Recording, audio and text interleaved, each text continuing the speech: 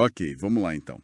Hoje o nosso mergulho é na carreira de uma figura, assim, muito conhecida da TV brasileira, Célcio Portiolli. Isso aí. A gente tem aqui um resumo bem interessante da trajetória dele, desde o comecinho lá no rádio até a bom virar um dos nomes fortes do SBT.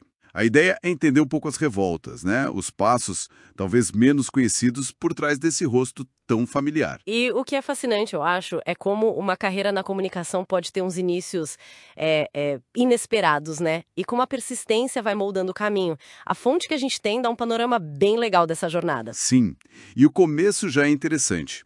Ele nasceu em Maringá, caçula de uma família enorme, 12 irmãos.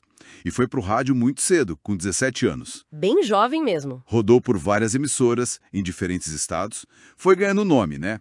E aí vem a parte curiosa. Essa popularidade no rádio acabou levando ele pra política. É mesmo, não lembrava disso. Pois é, com 24 anos, isso em 1992, ele foi eleito vereador lá em Ponta Porã, no Mato Grosso do Sul, e teve uma votação expressiva, viu? Mas, pelo visto, o sonho maior era outro. Era a TV. Olha só. E se levanta uma questão interessante, né? Como essas experiências diversas, tipo até na política local, podem servir de degrau. Ou talvez só um desvio interessante, né? Na busca por um objetivo maior. Exato. Mostra que ele tinha uma ambição que ia além do microfone ali da rádio. Não estava acomodado. E aqui a história dá uma virada, assim, sensacional. Em 1993, ele teve uma sacada muito boa. Ele preparou uma fita de vídeo. Uma fita VHS, imagino. Deve ser. E mandou direto para o Silvio Santos, com 11 ideias de quadros para as câmeras escondidas do Topa Tudo por Dinheiro. Nossa, que ousadia, hein? Direto pro Silvio. E não é que deu certo. O Silvio viu e aprovou 7 das 11 ideias de cara. Isso chamou muito a atenção, claro. Com certeza. E aí ele foi contratado.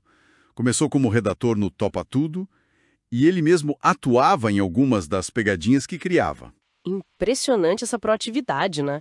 Se a gente conecta isso ao quadro geral, mostra a importância de entender o que o chefe, no caso o Silvio, e o formato do SBT procuravam. Sim, ele sacou a linguagem ali. Exato.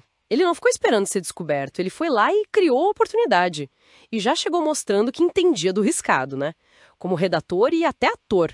A transição para apresentador estava ali, batendo na porta. Exatamente. E a grande chance veio em 1996. Ele foi escolhido para substituir ninguém menos que a Angélica no Passa ou Repassa. Puxa, que responsabilidade! A Angélica era um fenômeno, né? Gigante. E tem um detalhe curioso. Parece que a estreia dele foi assim tensa. Dizem que ele enfrentou vaias da plateia. Imagina só a pressão. Nossa, com certeza. Assumir o lugar de um nome como a Angélica já seria um desafio enorme. E começar com uma recepção assim fria, haja resiliência, hein? Muita. Mas ele conseguiu, né? Se firmou ali. E o que veio depois mostra uma capacidade de adaptação bem notável, né? Ele passou por muitos formatos diferentes. É verdade. Teve Tempo de Alegria, Chaveco. Lembra do Chaveco? Lembro. E o Fantasia, Curtindo uma Viagem. Código Fama, Charme, ele realmente circulou bastante, mostrando versatilidade. Essa capacidade de se adaptar a diferentes programas, acho que é essencial para ter uma carreira longa na TV aberta, né? Que está sempre mudando. Sem dúvida. E aí veio o passo talvez mais marcante. Em 2009, assumiu o Domingo Legal. O lugar deixado pelo Gugu Liberato. Exatamente. Outra lenda do domingo na TV. E o programa tá aí, firme e forte até hoje, né? Um sucesso de audiência, uma tradição do SBT. Ele também apresentou o Show do Milhão em algumas fases, né? Sim. E olha, suceder o Gugu no Domingo Legal não era qualquer coisa, né? Manter um programa desse tamanho relevante por tantos anos, isso num cenário de TV que mudou assim radicalmente. Verdade. Sugere uma conexão muito forte com o público, né? Mas também uma habilidade de gestão, de adaptar o formato, de navegar a concorrência. Não é fácil. E ele não fica só na TV, né? Hoje ele também se movimenta bem fora dela. Tem um canal no YouTube gigante com milhões de inscritos. Mostrando que entende do digital também. E é empresário, né? Dono de rádio, a Ótima FM. Na vida pessoal ele parece ser bem mais discreto. Casado há muitos anos com a Suzana Marchi, desde 92, tem 3 filhos. Bem reservado mesmo, né? Sim, e teve aquele momento mais delicado em 2021, quando ele falou abertamente sobre o diagnóstico de um câncer na bexiga. A forma como ele lidou com isso publicamente, com otimismo, chamou atenção também. Isso complementa a imagem dele, né? Mostra o lado empreendedor e também como uma figura pública lida com uma questão de saúde tão séria. Usou a própria plataforma para falar do assunto de forma aberta, resiliente. E talvez isso até tenha fortalecido o laço com quem o acompanha. Então, resumindo essa história toda, o Celso Portiolli é muito mais que só o apresentador do Domingo Legal, né?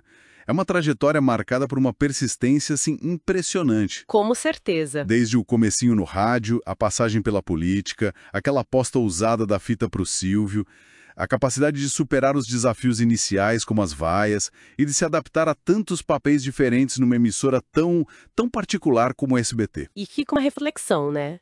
Olhando para essa jornada toda, saindo da política municipal, se tornando um ícone duradouro na TV aberta e agora marcando presença forte no digital. O que isso diz sobre a importância da adaptação, da reinvenção constante para se manter relevante? É um bom ponto. Num cenário de mídia que está sempre em transformação profunda. Parece que não basta só o talento ou o carisma, né? A habilidade de ler o momento e se adaptar talvez seja o que realmente garante a permanência nesse jogo. Fica aí pra gente pensar.